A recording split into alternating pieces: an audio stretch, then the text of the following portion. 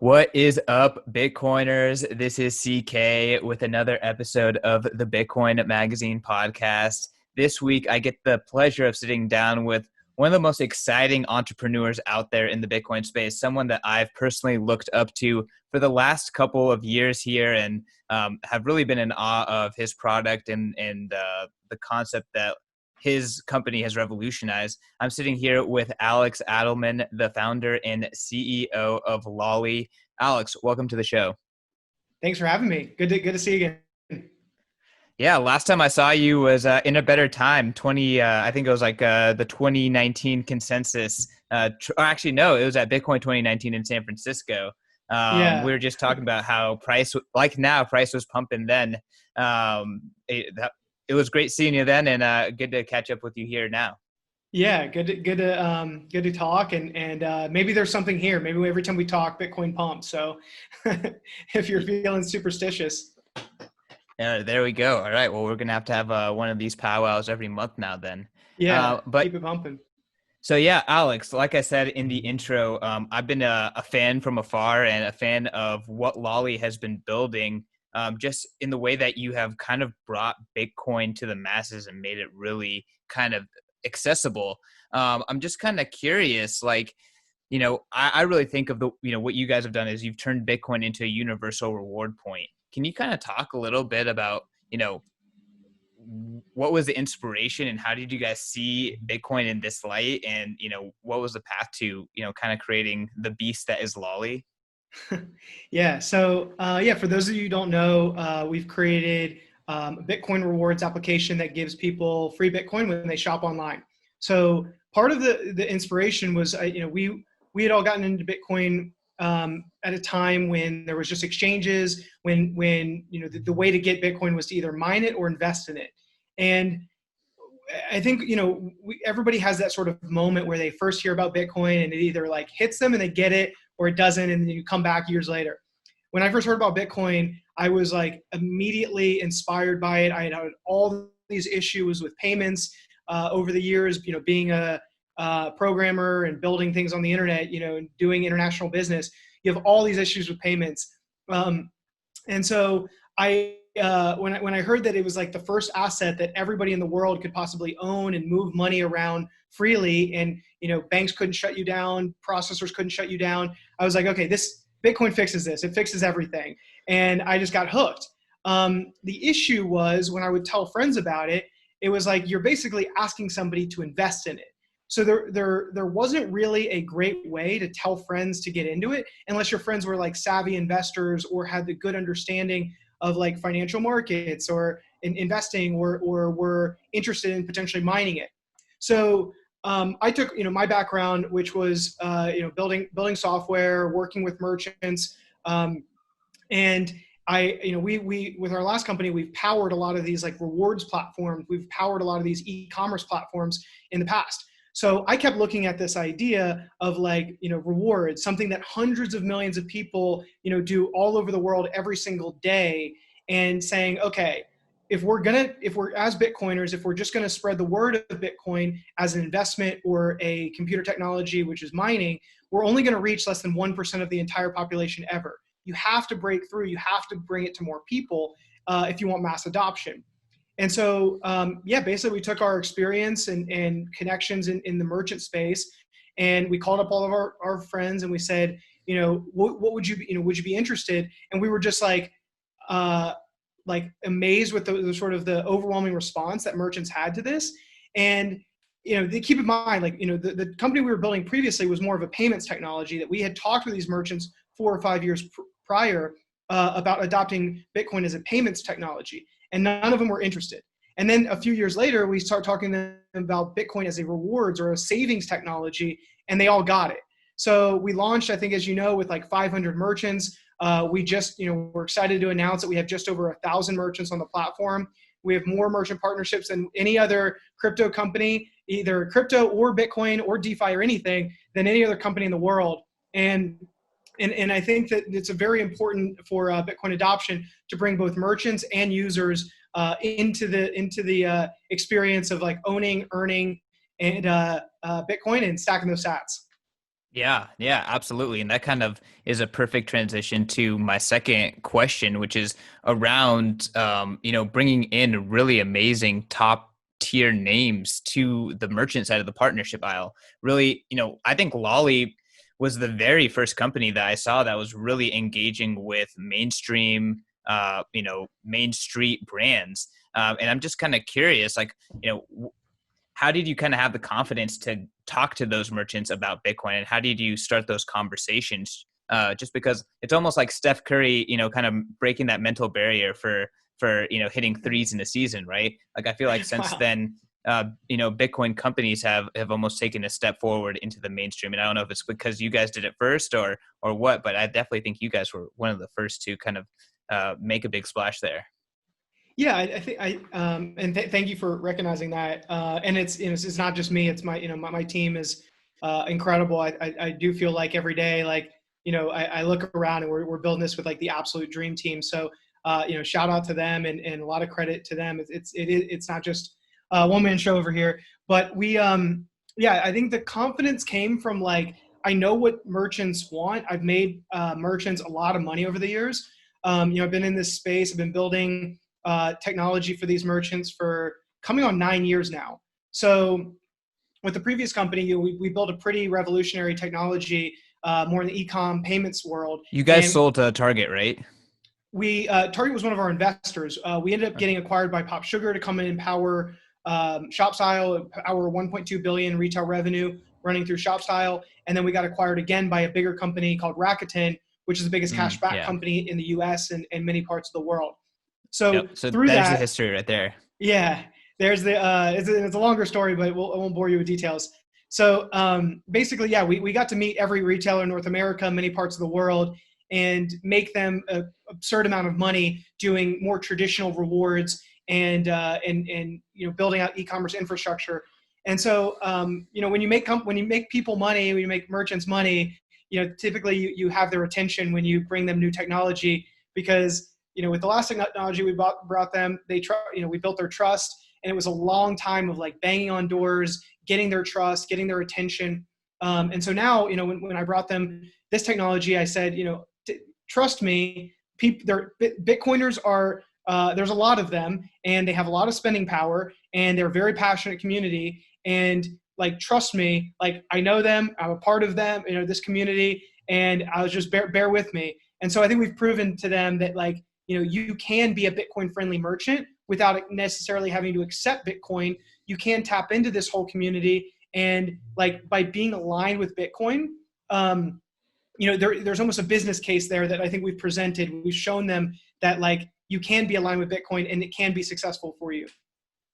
Yeah. So, I mean, I guess talking about aligning with Bitcoin and using Satoshis as like this universal reward point, can you talk about like why Satoshis are optimal for, the job that Lolli is trying to do and what these, merchants are looking for? Yeah, and that's a great question. So the when you look at the landscape of rewards, you've got points players. Think of it like airline miles. You've got points programs with your credit card, and then you have cashback programs, which just give you direct cash back into your U.S. dollar bank account or whatever your native currency is. And so there's pros and cons to all of them. The pros to point system are mostly on the side of the merchant because it's sort of an arbitrage. They're getting to say, what this point is worth, which is basically like they basically get to print their own money to say like this point is worth this amount this day and has the buying power of buying X, Y, and Z. And so that really takes away a lot of the control of the individual that's earning the points because they have no control of what that is worth. So it's basically like a highly centralized money printer, and you basically have like the Fed of all these different point systems that decide what that money's worth. Then you have cashback. So, cashback is like a little bit better than that because at least the dollar amount that you're getting. The cashback user is a little bit more savvy. They're saying like, okay, like we're getting cashback for all of our purchases. We know what we're going to get.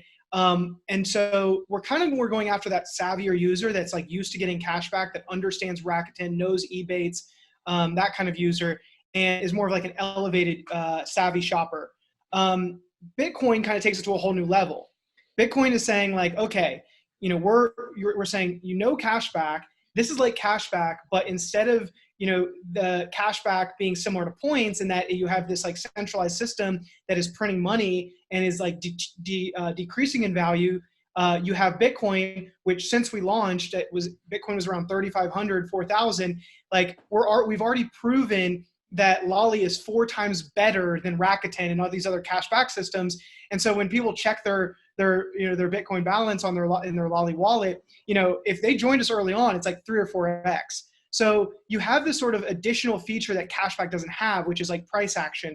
And if we're being honest, like that brings a lot of people into the Bitcoin space. They think, how can I make money with Bitcoin? Then they start to learn the principles that you and I know and love, which is like, sound money and sort of truth in the form of money. We know that there's only 21 million Bitcoin, and there's power in that we can then teach people over time that's going to retain them as a user. Yeah, and I'm actually like, obviously it's surprising to hear that the investment aspect of Bitcoin was the primary driver, and I guess it shouldn't be surprising. But I would have thought that one of the big things, or one of the big advantages you'd mention, is the liquidity of Bitcoin. The fact that you can withdraw your Bitcoin from Lolli, send it to some exchange if you want, and then sell it and have money in your bank account. Like you can't really do that with airline points, or I mean, maybe some cashback stuff, will eventually lead to money in your bank, but it's definitely not as easy as just, liquidating on Cash App or something like that. Oh yeah, we completely beat out like in all aspects on the points, any sort of points programs. But in a lot of cases, if a merchant's doing points or your credit card's doing points, we can work on top of that. So, there's like companies that have done, like there's plenty of great credit card companies out there that are giving you points. And we're saying you don't have to, like not earn points, because plenty of people want to earn points. And if you're going to attract the masses, you have to basically say like, okay, you're going to earn these points with your card programs, but then you're going to earn Bitcoin on top of your card. And that's what makes it really powerful. So I'm a big believer in like, in order to have behavioral change in a global financial system, you have to really do a one-to-one. You have to show somebody, okay, these points that you're earning side by side with Bitcoin are like, what does that look like? So let's just say you earn $1 in your points program, or $1 cash back with whatever system you're working on. The strategic reason why we're building on top of the marketing stack, where we're building points, Bitcoin back on top of point systems, is because when you're earning those points and you juxtapose it with Bitcoin, and that Bitcoin goes up, you start to say, okay, well, why wouldn't I want to earn Bitcoin for everything? And you start to like go further towards Bitcoin, because you're paying attention to, $1 is $1, but 100,000 sats that I earned is now maybe $20. So you start to see that over time by just earning something that you're familiar with. So 5% back in Bitcoin over time is better than 5% back for cashback, or 5% back with points.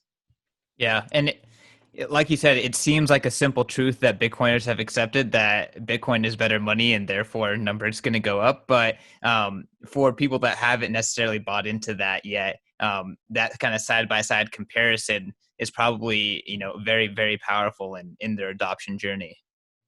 Mm-hmm. Exactly. So, I mean, I guess kind of talking about Lolli, before we got on, you were mentioning that you guys are in build mode and that you guys had just shipped what's the name of your, so you'd ship some new features. Why don't you give us the update on what's new with Lolli?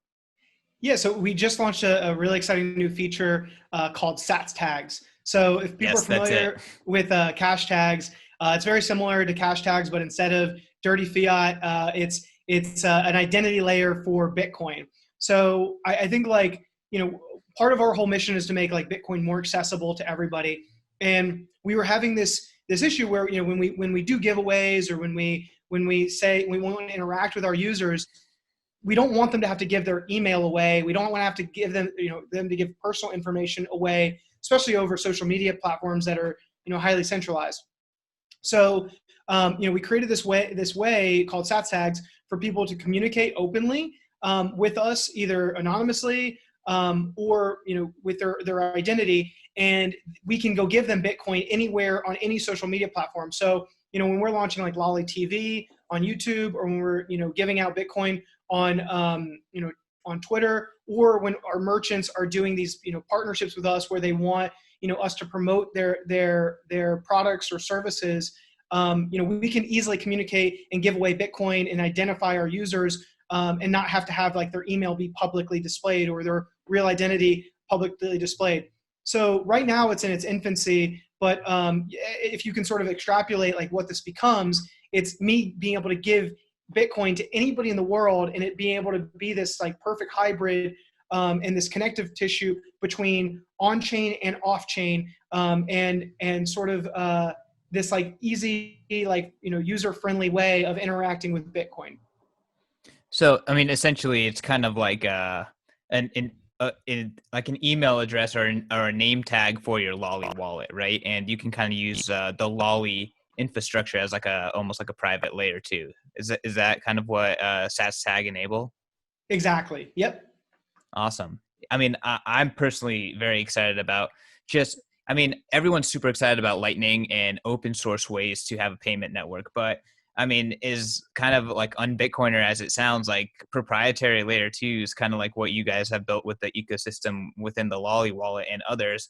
Like that's going to be very much an intermediate step to scaling Bitcoin in my mind. I think it's the only way that you can bring Bitcoin to the masses, in the speed in which we want to take Bitcoin to the masses. So, like, I'm a big fan of Lightning. Lightning Labs, Liquid. I think what they're doing for the space is incredible.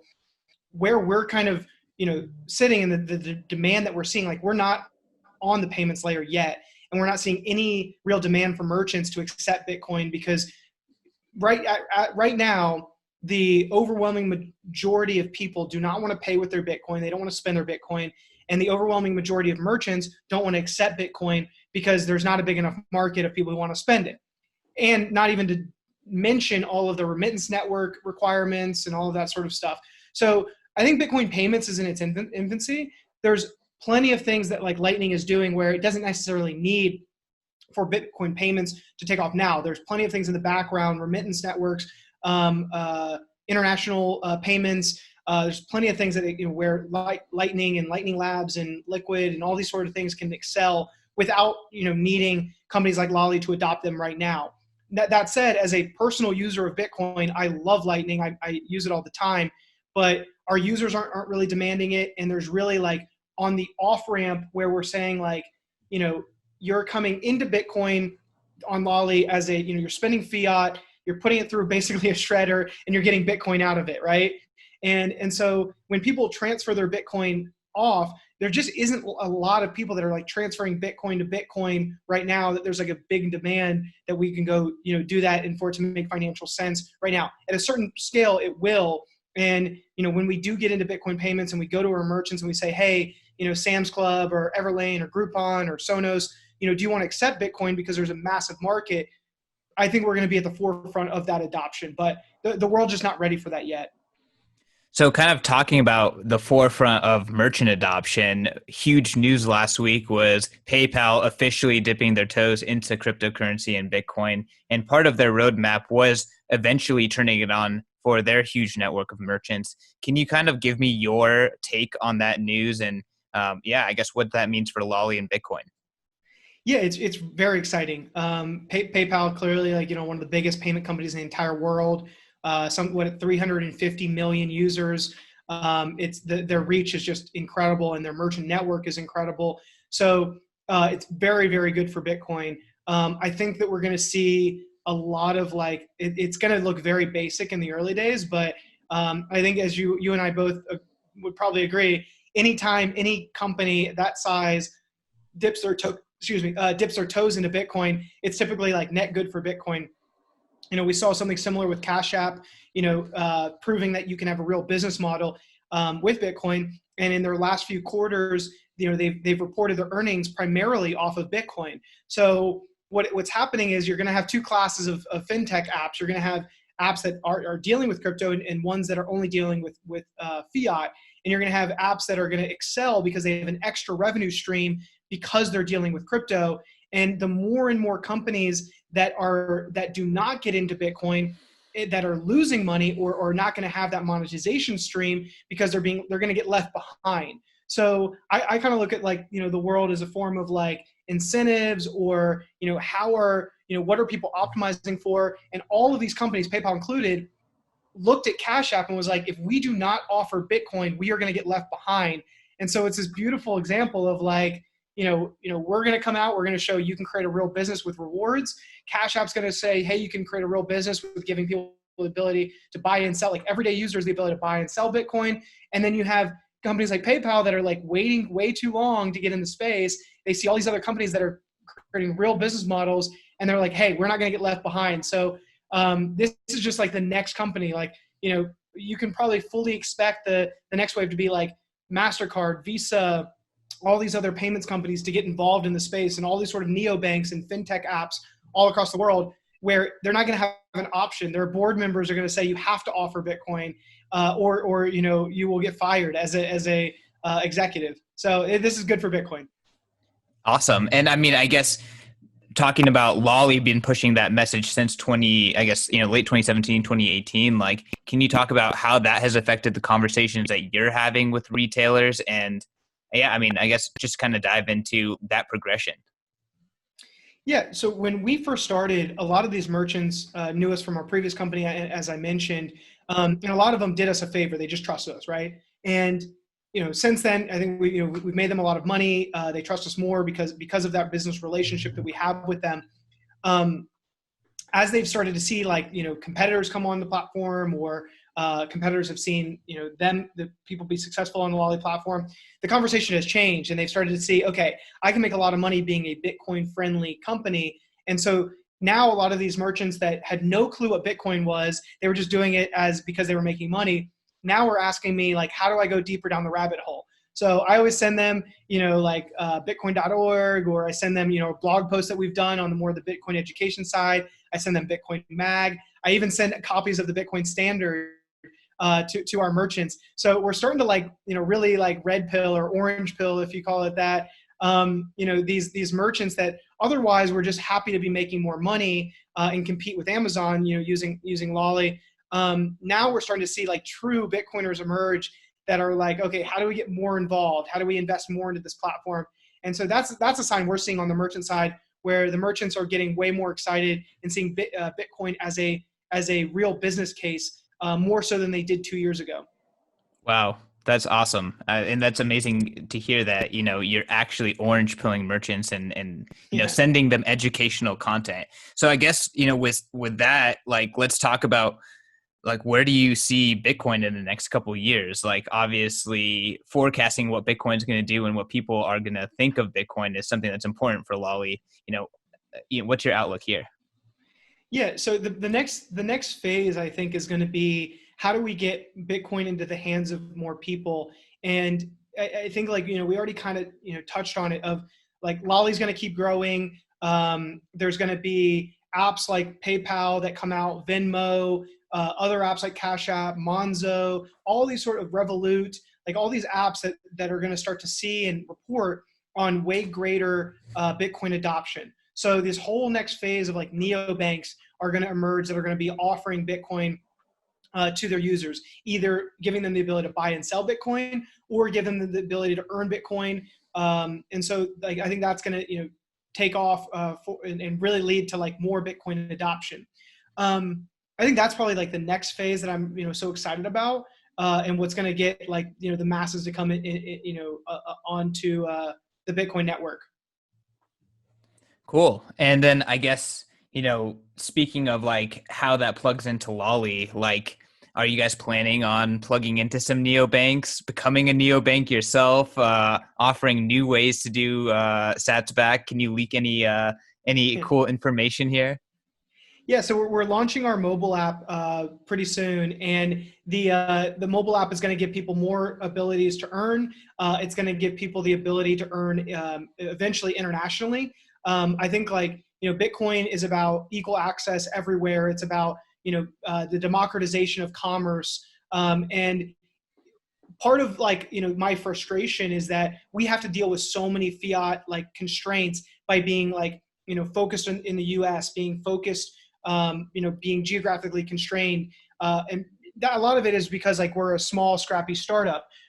As we continue to grow, one of the things I'm most excited about is going really broad, is, bringing Bitcoin to the masses, and that's, emerging markets, new countries, new continents that, we're not in currently. So we've really figured out this model.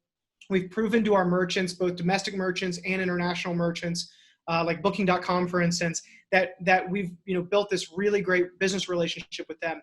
So part of our expansion over the next year is going to be going to new countries and giving the ability for more people to earn free Bitcoin and get into this space where previously we were U.S. only. So I would say the things I'm most excited about: international expansion, mobile expansion, are two of the biggest things. Really like Sats tags, creating content around Bitcoin education with things like Lolli TV. So yeah, those are things I'm super excited about. Awesome. Well, Alex, again, thank you for your precious time. Thanks for coming on and talking Bitcoin and Lolli here on Bitcoin Magazine podcast. Where can the listeners find you? And if there are any Bitcoin curious merchants out there, where can they reach out to Lolli? Yeah, so lolli.com, Lolli.com. We're super accessible on Twitter. Try Lolli is our handle. My DMs are always open personally. It's Alex Adelman, just my name. So we're a super accessible company. We're small, but we also I think we do a lot with a little. So merchants can reach out, users can reach out. But yeah, we make it really easy for people to earn and own Bitcoin. So thank you for having me on the show. Yeah, absolutely. And to all the listeners out there, make sure to give us those 5-star ratings and reviews. Make sure to share this episode on social media. Make sure to share Alex, and make sure to create a Lolli account and check out all the amazing merchants on there. Seriously, if you're traveling, if you're buying stuff, like if you're buying anything, most likely you can get Bitcoin back. So you're leaving sats on the table if you're not using Lolli. All right, peace. Awesome. Absolutely. Take care.